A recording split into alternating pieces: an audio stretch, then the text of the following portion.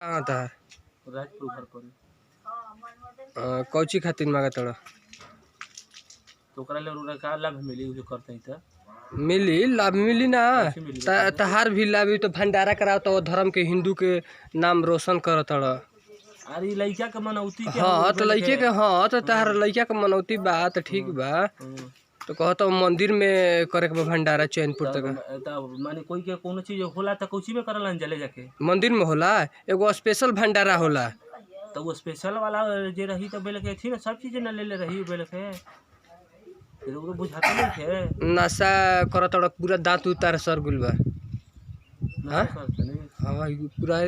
दांत खोला कुले कुले ता सर गुल दांत कैसे ई पानन थोड़ा मोड़ा खाई ना तो 10 सर गिल बा पूरा। कौन गांव हटे तहार बोला 20 साल पूछबे करम पाफर से देवे उ तो मिली तरह के बोला बोला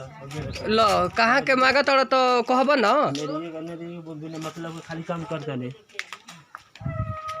ल रुको मिली सबके घरे से मिल दिवा वहीं करके एकता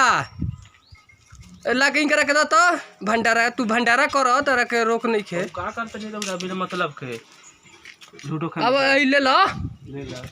ये कंजूस रहेला उससे कंजूस ना त मने लो तरह के ना दिए तब ना